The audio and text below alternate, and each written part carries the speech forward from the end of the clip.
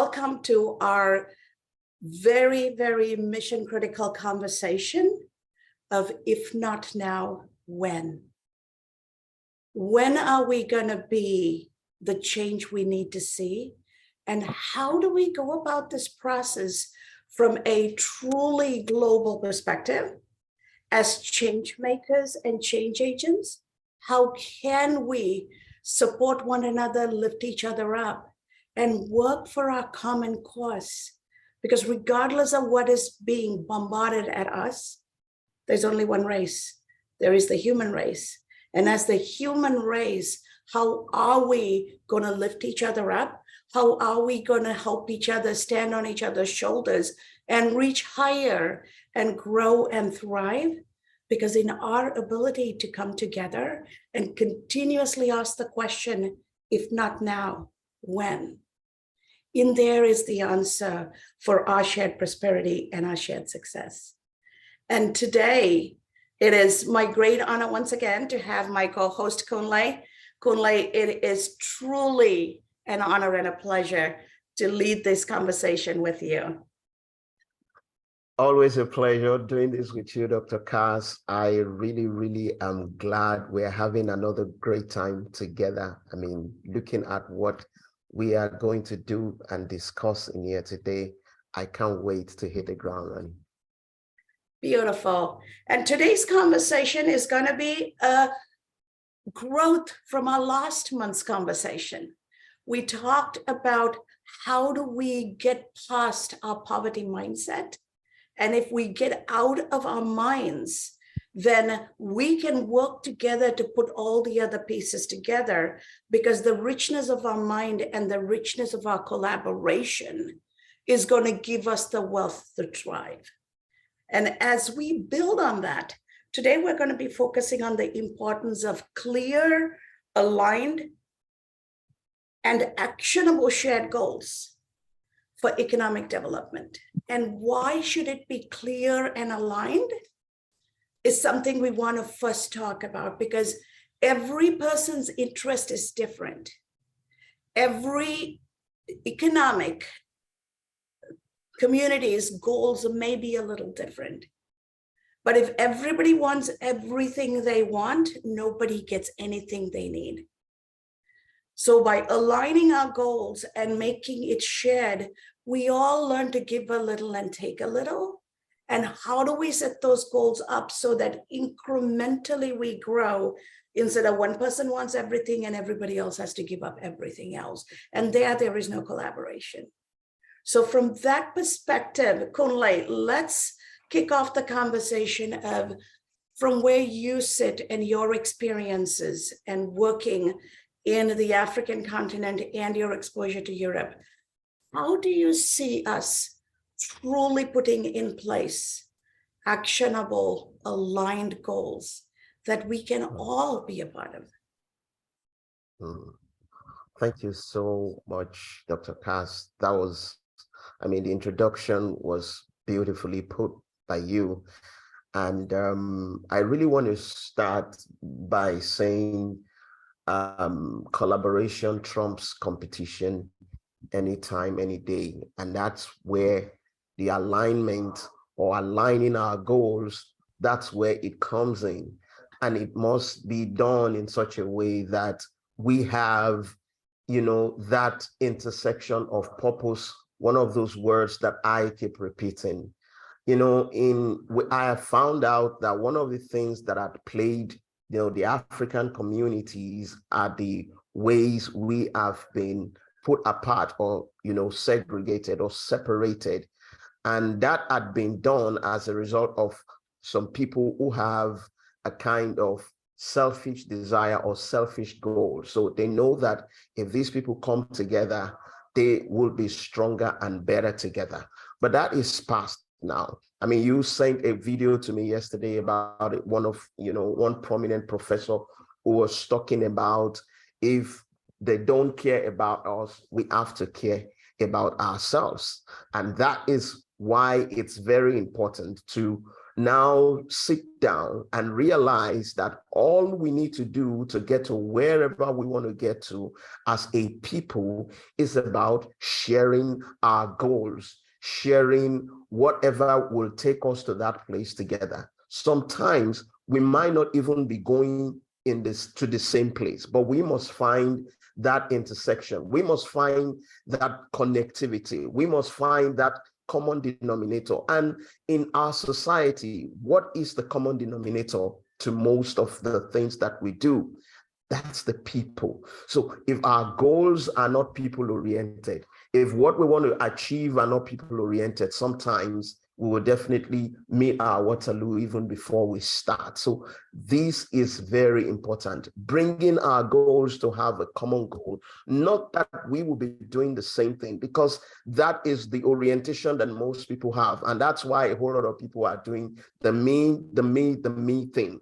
But if we know that whatever I am doing is to benefit the common denominator, which is the people, then I will be able to give ground, in order to help, James, in order to help Travis, in order to help Stuart, in order to help Dr. Cass, in order to help Alex in doing whatever, because I know that it's about the people. So by the time those things come together as a whole, then we find out that we are building a society together in oneness. Dr. Cass.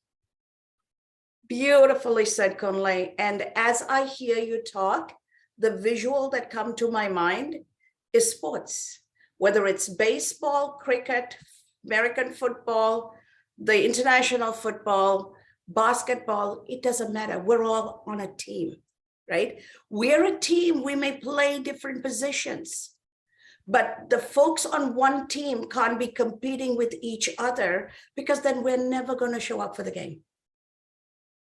Right?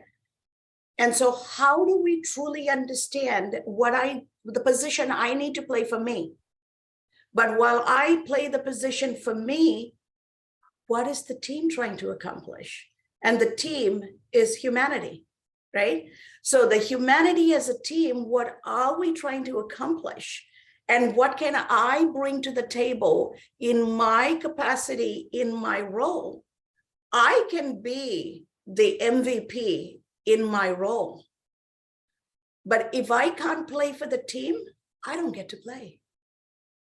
And how do we get that mindset, and how do we take that?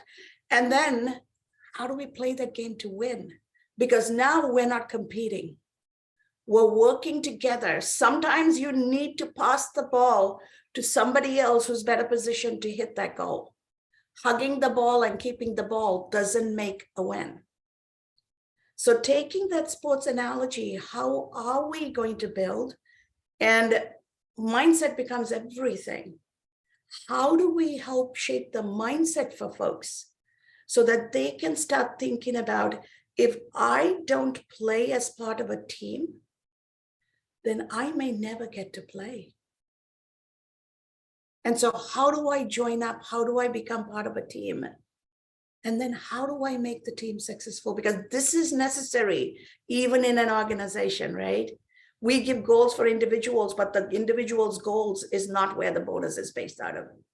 How the team and the organization performs is how the goal bonuses are set up. So how do we bring that combination of the individualism and the collectivism?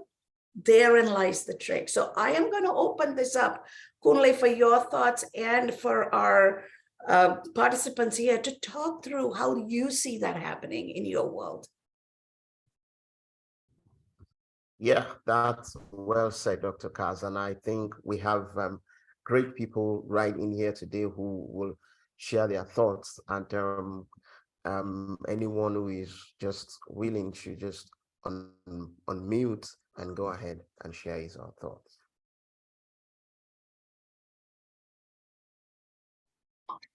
Go ahead, James.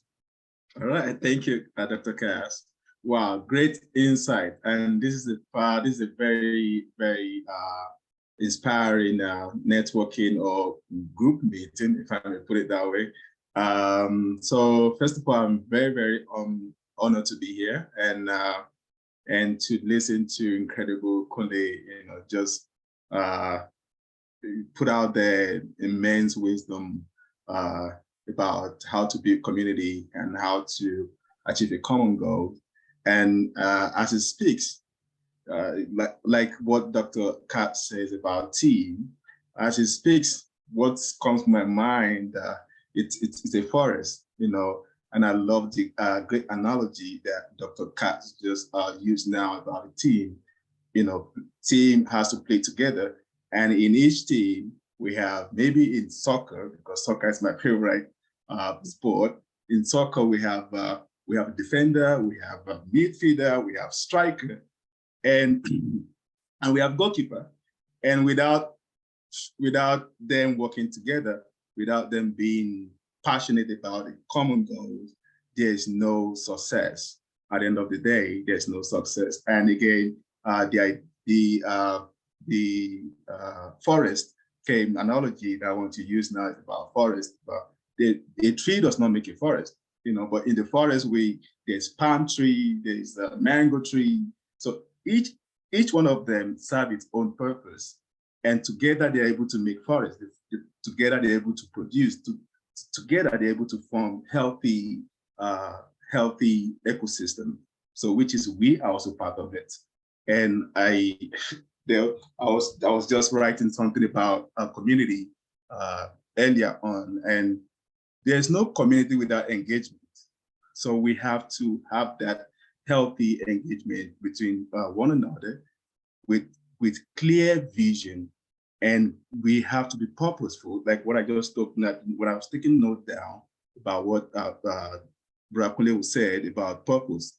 We have to be purposeful and intention in our support. We are not here to compete, but we are here to create change. We are here to change our world, and together we can do that. So it's not something that we have to like. But I think the only thing that can help us here is to be passionate. What are you passionate about? What are you passionate about? Without passion, there's no change. Thank you. Thank you for that beautifully explained analogy of the forest too, which is very true. A single tree does not make a forest, right? We need shade trees, we need fruit trees, we need flowering trees, we need trees that can be housing for animals and birds, right? So what a beautiful picture you have painted, James. Thank you so much. That's wonderful. And in addition to what James I just said before, I think Stuart wants to say something. I mean, you find out that you have different trees in the forest, but they have a common ground, and that common ground is what they use to express their differences in quote now. So a palm tree take from that common source to express itself being a palm tree, and a mango tree does the same. Another tree does the same thing. But at the end of the day, each of them are taken from that common ground to fulfill, whatever, purpose that they are meant to serve in the world. And that is why in building as well, we need to find a common ground. We need to find a common purpose in order to fulfill what we're doing. Stuart. Beautifully said, Kunle. Thank you. Thank you. Go ahead, Stuart.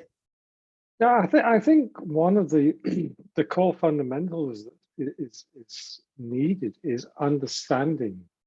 I mean, we're all from different parts of the world, so we see different things. We have different systems we're living within, and we need to understand things from the other people's perspective, and not try and impose our perspective on other people. I mean, that's been done in the past. It doesn't work. That's looking down on people. We've got to see where they are, what are their needs, and then see how we can then bring them into the team. I mean, going back to the team, the soccer team or whatever.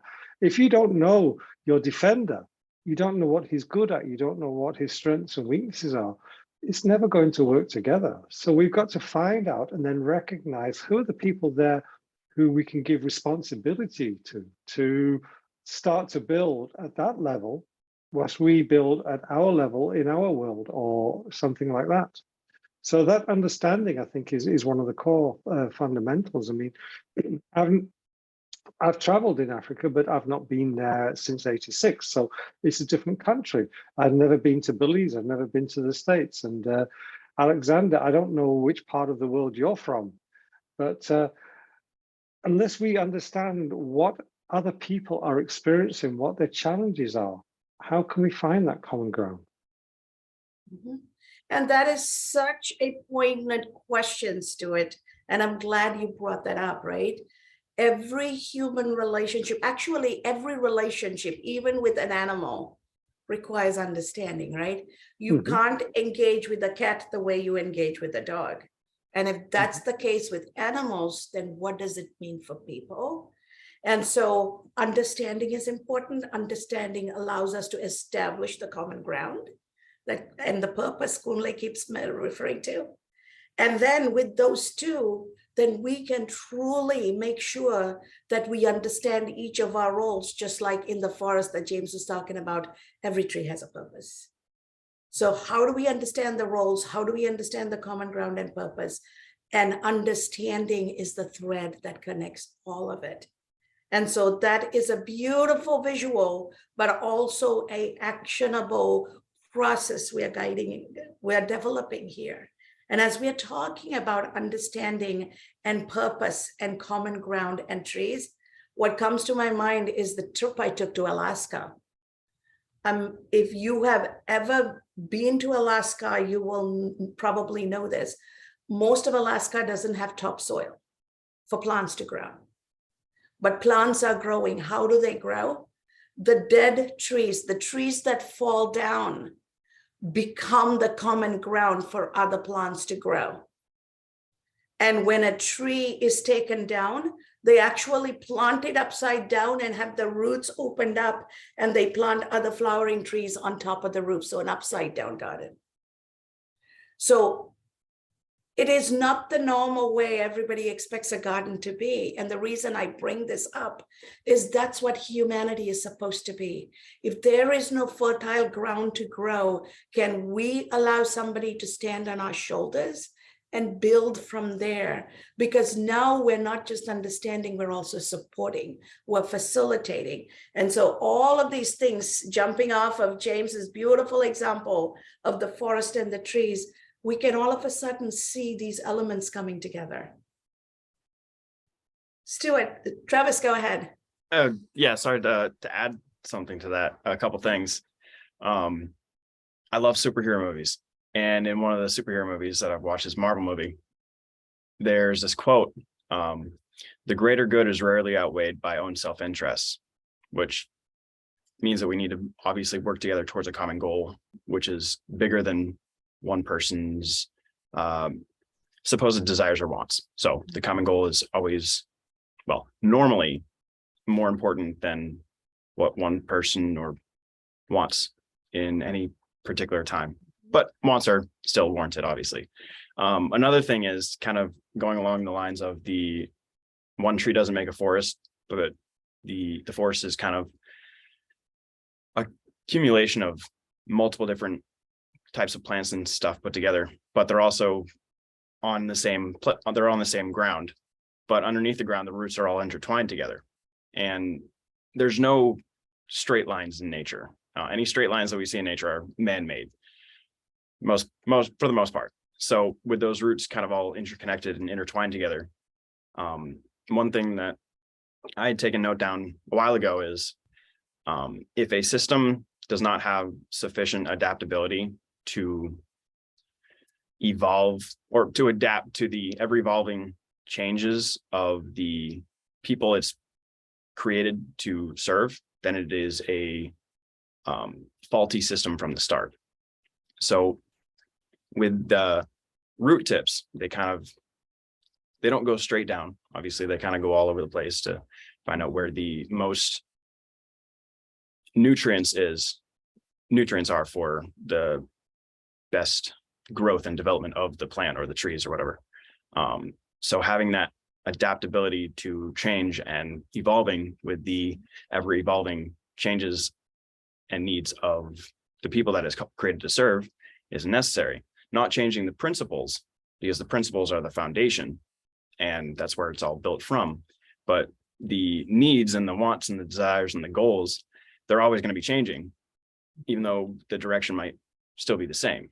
So having that flexibility and the adaptability built into the system is necessary from the start. Absolutely. Very well said, Travis. And so adaptability and agility is necessary for a sustainable ecosystem, right? That way it's self-healing and it can evolve. See, James, you started a beautiful analogy that everybody is able to build on. So this is how life happens, right?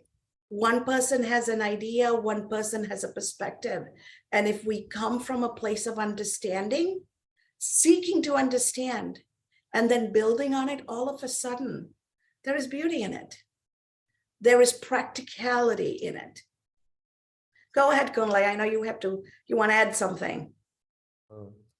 Absolutely. I mean, that had been put aptly by Travis, and it's so profound. And one thing that Stuart mentioned is also that's very important. It's that understanding aspect of it. And one word that comes to my mind when we talk about understanding is the word acceptance. If we want to build together, first and foremost, we have to accept one another. And then that's a way of really admitting the fact that I really, really respect you for who you are. Because in the past, the issue and some of the issues that had happened that had altered the development of some parts of the world. I mean, Africa is one of them. It's because, there is that kind of gap in the fact that this is how some people, are doing. And then there is something that came around and wanted to impose a kind of ideologies, over them, not knowing that, there is a way you can make people do some things by not creating a kind of friction, in terms of the ideology, the principles, just like Travis mentioned, because those things are very, very important. So in understanding one another, accepting one another also is very important. I don't have to talk the way you talk. I don't have to do things the way you do things. But once we have a common goal, it means I will accept you for who you are, your strength, your weakness, and I don't have to see myself as being superior to you. Because if we need to get to where we are going together, I don't need to make it less of you and more of me. We all have to get to where we are going together as one, as a whole. As a matter of fact, even in marriages, one of the issues that really happen is because one person wants to feel like one is half and the other is half, and then it's creating a whole lot of issue. So we have to accept that wholeness, that irrespective of who you are, your language, your color, the way you speak, the way you talk, you are you, and I cannot change you for who you are. I need to accept you and create an understanding and let that form the basement and the basis of our interaction in creating a clear-cut plan for the goal that we want to achieve. Beautifully said and brilliantly stated, Kunle.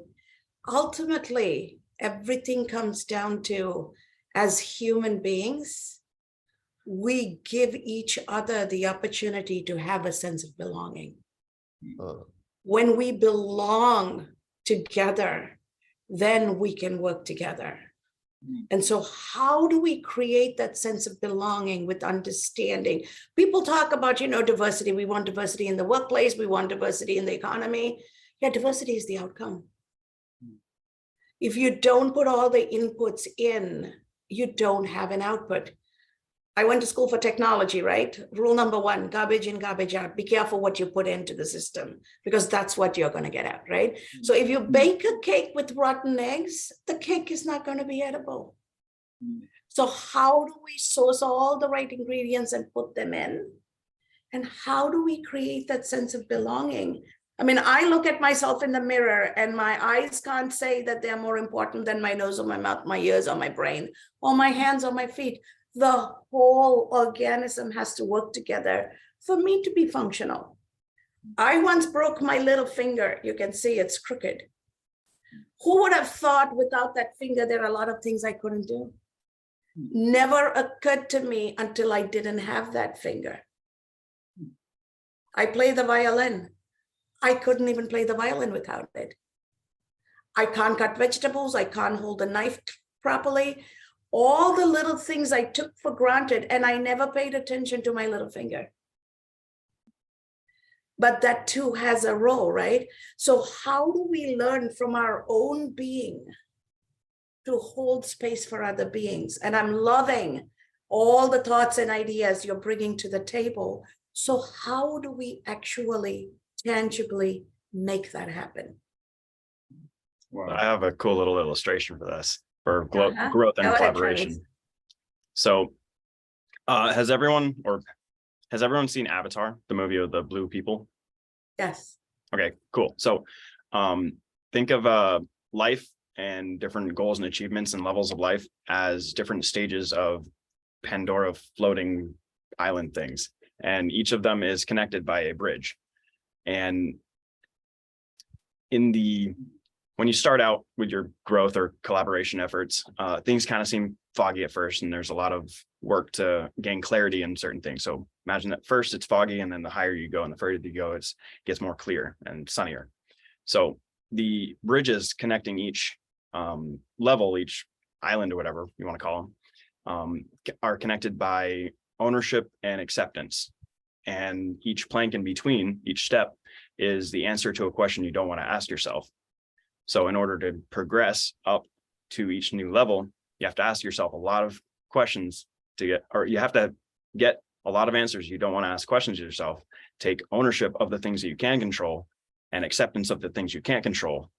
And then that way you'll move up the bridge or the ladder, so to speak. And they're waiting for you there, and they're waiting for you back there to show them how to do that themselves.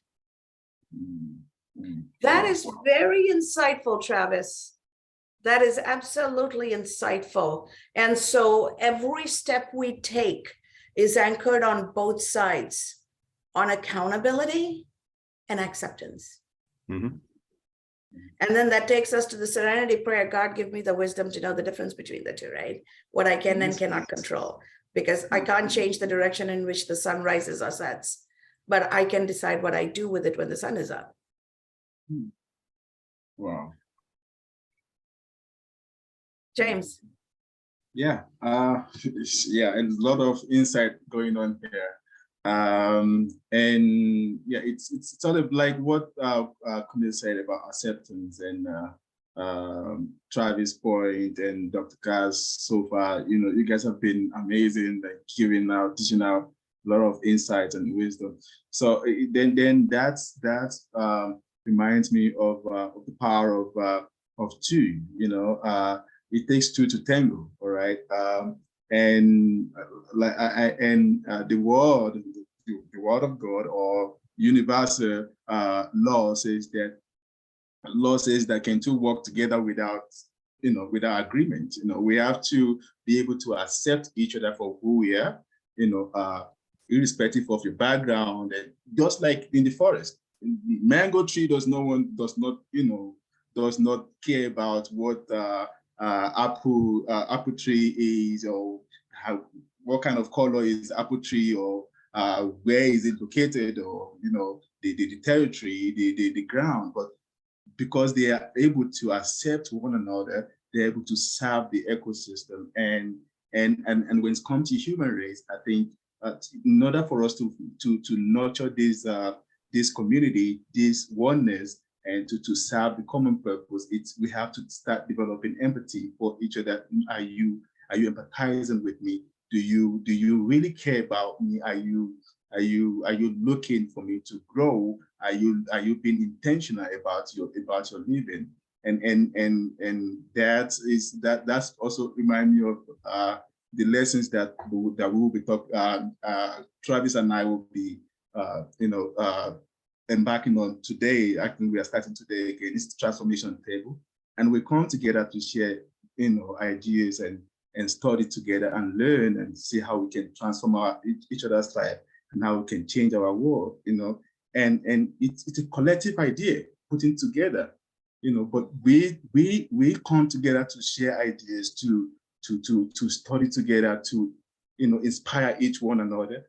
Not because of, when we look past your color, your country, you're coming from Uganda, you're coming from the States, you're coming from, but again, this for many years, there's still the system, the world system has instilled that fear, that segregation, that discrimination between one another. But like what you said, if we know them by their fruits, Dr. Cass, if you have if you are empathetic and you are a visionary and you have a passion in you for human race, I think there will be discernment.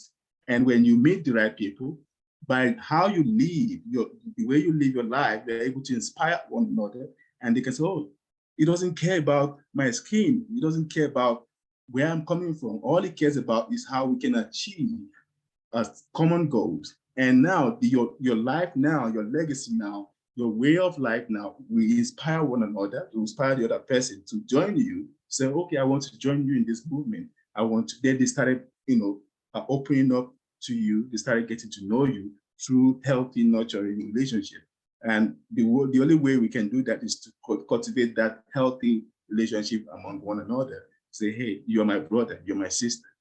So that is my two piece again. But everyone, yeah, so perfectly well put, and I love it. I love the beauty of what you just said, James. We are each other's keepers, we're each other's brothers. And I find that in English, there is a singular word for love, but in every other language, there are multitude words for love. And there is this universal love that all living beings share, right? It is non-sexual, it's non-gender. It is just the fact that we have a pulse, that we feel. That connects us to that universal love, to that universal energy. And coming from that source then allows everything else to flourish. And to me, what you just said is that common ground. We all come from that same source, right? So what if we saw each other that way? What if we engaged with each other that way? Because when I see, can you ever look at a person smiling and not smile? More than yawning, smiling is contagious, right? So the whole time you're talking, James, I am smiling from ear to ear because you smile when you talk, right? So what if we engage with each other the same way? We can say what we have to say with that love, with that smile in our face. And that itself is inviting. And we're talking about common goals for economic development. I come from the third world. I was born and raised in Sri Lanka in the middle of a bloody civil war. I left home at 16. My government pretty much took over my parents' assets. I come from an affluent family. Mom was a professor, dad was a banker. But I had to leave with the clothes on my back and go to India. And I raised my sister with me in India. I was 16. I couldn't go out and get a job, but in that part of the world, I could rent and sign contracts and open bank accounts. I went to Bangalore, India, because I wanted to go to a place where my native language was not the native language. I wanted to learn something different. I wanted to be somewhere different because I didn't want the baggage of the war from my country spill over to where I'm trying to build anew. And so I went to Bangalore where the language was different. And I surveyed the environment, and there was this world-class school at one end of the street, and the other end of the street was a slum. So these are poor people living in shacks, living in drainage ditches, but they also live, they're humans, they have families, and they spoke my language. So I went down there, talked to them to understand what their life is. I'm a child, right? So I was one of those kids who can go up to anybody and talk about anything. So I talked to them, made friends. I realized there are about 30 children there. Then I went back to the school, and the school is run by Carmelite nuns. So nuns come from a place of wanting to give and lift up society and build humanity and make it safe. So I talked to the nuns and said, you know what, sister, I don't have money to pay you to go to school. Can my sister and I go to school here? But after school, I'll bring 30 of those children into the school property and I will teach them. As I go through high school, I will put 30 of them through high school. Based on that exchange, will you allow me to go to school? That was the first deal I made as a 16-year-old. And the nuns said yes. And so my sister and I went to school by actually teaching other people. And I hadn't studied in English, so I had to learn to speak in English. And working with these young children, I mean, they were my peers, okay? My peers from the other community, they were poor. Other than that, we're all the same. I was a refugee, right? So it didn't matter what our circumstances were. And those mothers shared with me whatever they had for food for their kids, right? And the nuns, they're Catholics. I'm a Hindu. We're all from different religions. So none of that mattered. At that point of humanity, we connected and we ended up lifting each other up. One of my students came first in class. So the school had me come at the assembly. They wanted to give an award to the student who topped the ranks. And then they wanted me there too. So the nuns came, I was there. And the nuns then initiated a program where they encouraged all the students to bring other children in and teach. Because when we teach, we grow, we empower. And so I look back at my life, I am where I am today because those mothers and fathers in the slums allowed their children to come and study with me, because the nuns allowed me to run classes for them. The whole community, given our different goals, given our different background, everybody came together and everybody lifted everybody up. To this day, I stay in touch with the nuns. When I go to India, I stay in the convent. And it's a beautiful community we build. And we each have a story like that. And economic development is possible if we're able to open up our hearts. So thank you for putting that on the table, James. Wow, thank you, Dr. Cass. And again, I just wanted to say this. When people approach me and they're like, okay, so how are you managed to speak to these people with different religion, background, and coming from different countries? Like, okay, one thing I believe is that our blood are red. We have two types of blood. We have white blood cells and we have red blood cells. And human race, whether you are from, I don't know, Kilimanjaro or wherever that you're from, we have same type of blood. Your blood is red, my blood is red, and you don't know. And the gift and the life as well, which comes from the air that we breathe, it has no color. It has no color. So that is how I view human. That is how I relate with human. My love for you has no color. My engagement with you my interaction with you has no color. When I see you, I'm seeing you as a human. I'm not seeing you as, I'm colorblind when it comes to that. And it all comes from love. And I think the greatest commandment in life is love your neighbor as you are, and love God, love your spirit being, love who you are. And from there, they will overflow to other people around you. But how can you love others unconditionally, true love, if you don't love yourself? So it all comes down again to who you are. Do you love who you are? Do you appreciate who you are? Are you content with who you are? Do you know who you are? Not to appreciate the other person. We had a call the other day, and the question is, how do you love unconditionally? And I was in the meeting today with Dari, my friend, and we were talking about water, because I want to help bring healthy water and clean water, to people, especially in the rural area where I come from, where I grew up. We drink water from the well. We drink water from well, and we just dig the well round and put the drawer in and fetch water and we drink. So we don't even know if it's healthy or not, but we live like that, but we don't have understanding of the type of water that we drink. Is it healthy? We don't have that. So I'm looking to do that. And as we're talking, I'm like, okay, last year I was reaching out to one of the charity organizations that normally every year I reach out to.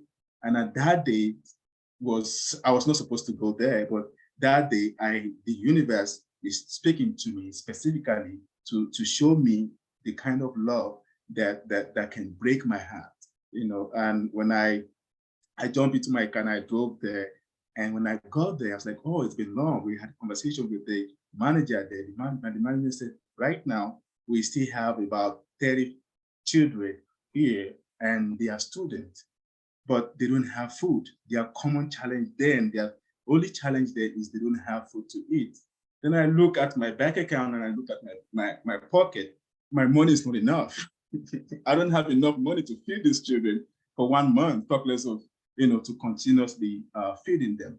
But I went to grocery store and I bought whatever I could that day to give them what I can eat. I went to buy them the same food that I will buy in my own house. But this is how God wanted to break my heart that day. To start, like when you start this meeting, you said, when is the right time to bring the change? It is not now. And God was about to tell me that, James, this is the right time for you to start. This is the right time for you to start. And this is going to break your heart. This is going to inspire you to start right now. Bring that change, be the voice of change. And when I go back from this grocery store, I found a truck full of foodstuffs, and these foodstuffs, they are expired foodstuffs.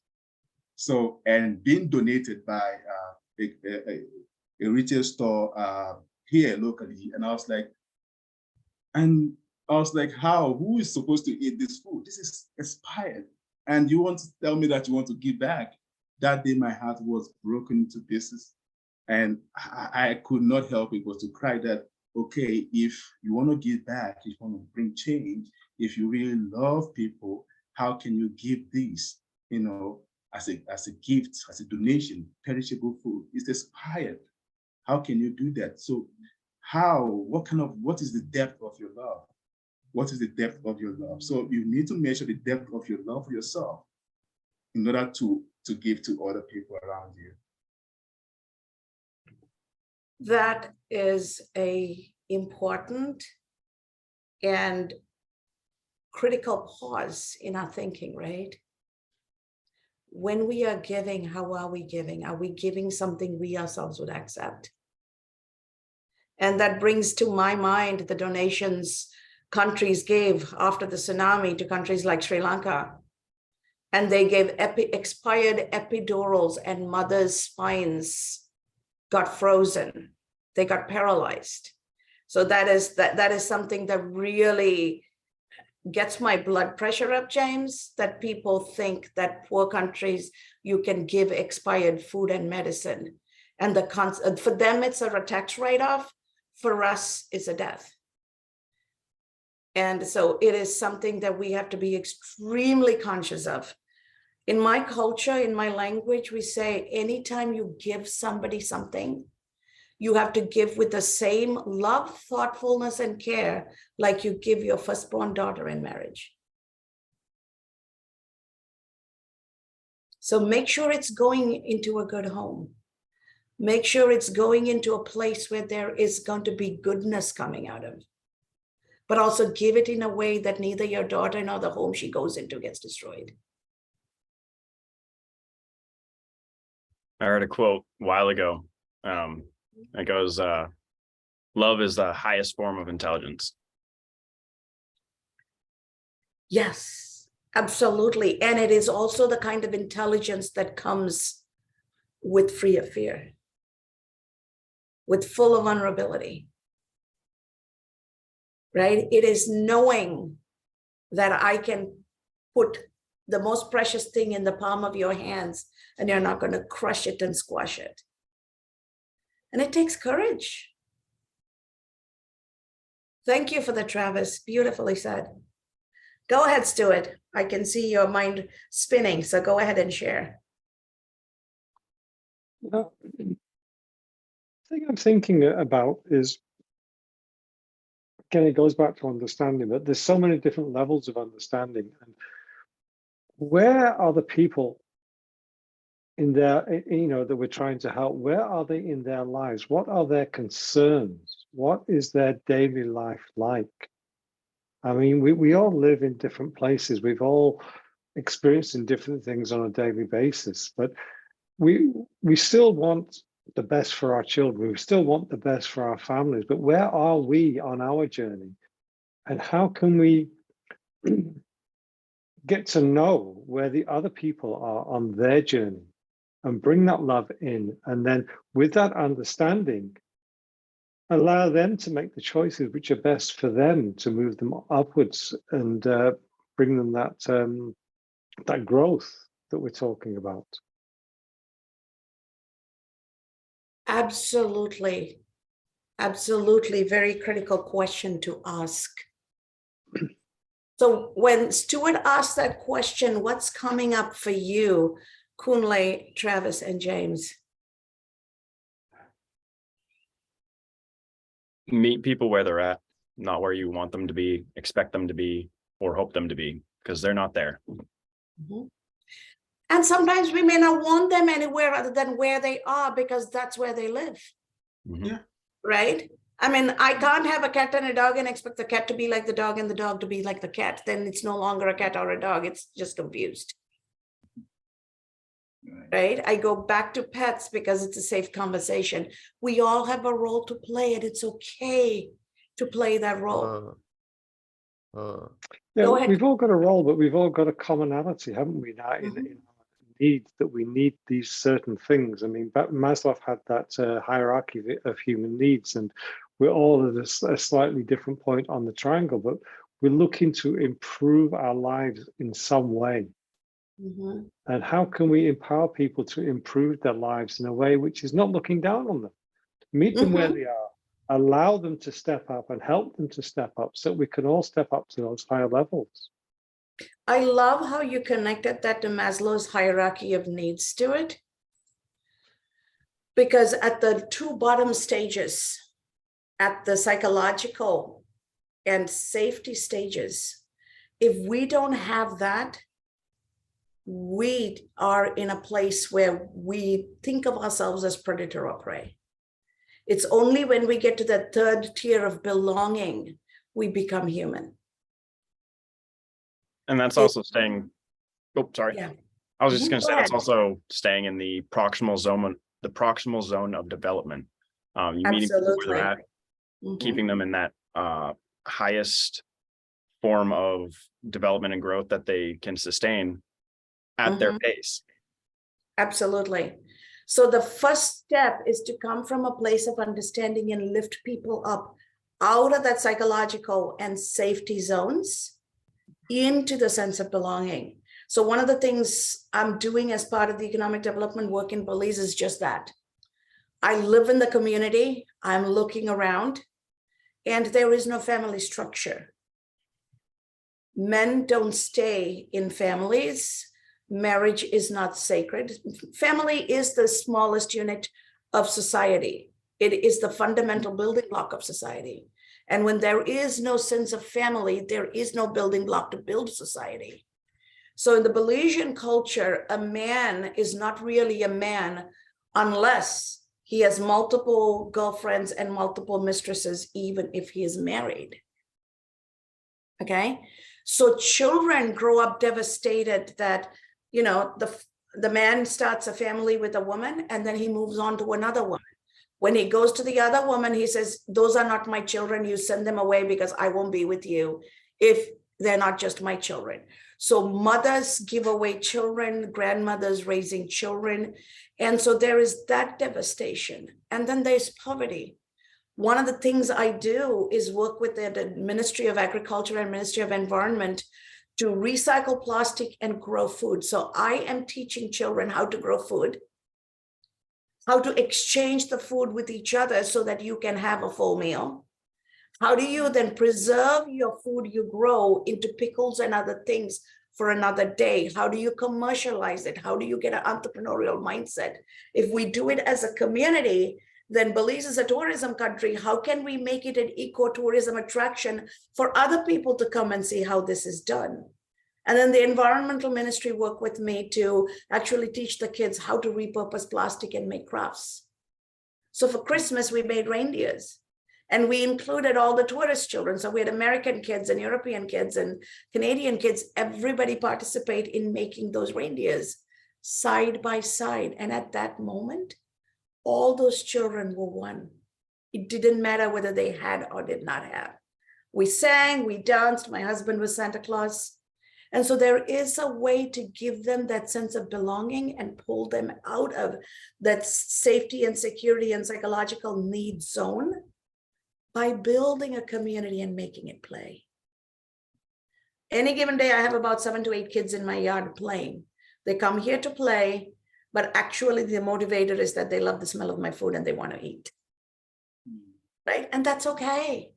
That is perfectly okay. And I have more boys in my yard than girls, but that's okay too, because mothers can't fully feed the growing boys. So they're starving. How can we, in our little ways, lift people up to that place of belonging? Because then they're capable of love. They're not thinking of themselves as, if I don't become a predator, I'm going to be somebody's prey. Wow. Wow. Dr. Cass. Yeah, on Tuesday, we were having a cookout in my church, and pastors, one of the men, it's the men's gathering night, and one of the men asked me that, how long have I been part of this church? I said, it's been, since I stepped my feet in South Africa, that's 2013. And why is it so? Is because of sense of belonging. I feel whenever I'm there, I feel safe. I feel like this is a family. It's not a church. This is not just a church. This is a family of people whereby everyone comes together. We do life together. We promote change. We praise. We worship together, and we share food together. And no one look past that. Since I got saved in 2007, I've never felt that kind of sense of belonging everywhere I've been. But when I come here, I felt that belonging. I'm still feeling it today. And that makes me to be part of it. That makes me to give my whole heart to it. Why? Because I received that love and that sense of belonging, that you belong here. You're part of the family, irrespective of where you're coming from. And that has changed me, changed my perspective to say, hey, I just want to be here. I'm no longer moving. I don't think I can even attend other churches service. You know, I don't think I can even do that. Not like they are not a home as well, not like they are not a family as well. But I feel the sense of belonging here, and I don't see any reason to want to even try something out. I think that is where it all comes down to what Stewart says, that we have to meet people where they are, you know, and that is coming from the heart, from the love, you know, from the heart of love. We love people because we love ourselves. We love our neighbor just as we love ourselves. So we are able to meet them where they are. Love is compassionate, and love does not know any hierarchy. Whether you are president or you are the pauper, or whatever, you're rich or billionaire, love does not know that. Love has no measurement, and that is how we can come together. Just having that love for one another, looking past every barriers, you know, breaking protocols that, hey, you might be in India, you might be in America, I might be in Africa, but okay, you might be in the rural area, but I care for you. Like I said earlier, I come from a village. I was raised in a village, in a township, and there we drink right from the water, and we come together at night. We play together under one tree, you know, the moon and the moon fairy tales and all that, without you know, we don't know whether you are from this or you're from that. So, but it was love. It was love, and that is how we can meet people where they are, just having that love for one another. Beautifully said. And both Kunle and Travis had to get off to go for their next meeting. So as we wrap this up, we will continue this conversation next month. And I love the next layer that Stuart, James, and the rest of the team have served up. How do we allow for that universal love, understanding, and meeting people where they are? That becomes that starting point. So let's get down to the starting point in our next conversation and build from there. And thank you so much for planting those seeds and helping us dig deeper and truly, in an authentic way, get down to what's going to matter. Because if we are going to be the change, then we do need to care. We do need to come from that place of understanding. And if we are going to change the world, then we need to change our perspective, not change other people, right? So how do we do that? How do we do that mindfully? And how do we bring our own perspectives? Because we're all coming from different places. How do we do that mindfully is our task at hand. And as we build this behind the scenes, let's continue to figure out how do we truly take all of this and build prototypes tangibly. I am doing it in Belize. I'm happy to take the blueprint and share with you all, and you repurpose it in a way that is relevant to you. We have a common ground, but we need to repurpose. And so let's build collaboratively in our parts of the world. And then let's bring those parts together, celebrate each other, show up and support each other, because that's how lasting change happens. Yes. And absolutely. Thank you so much, Dr. Cass. Thank you for hosting this.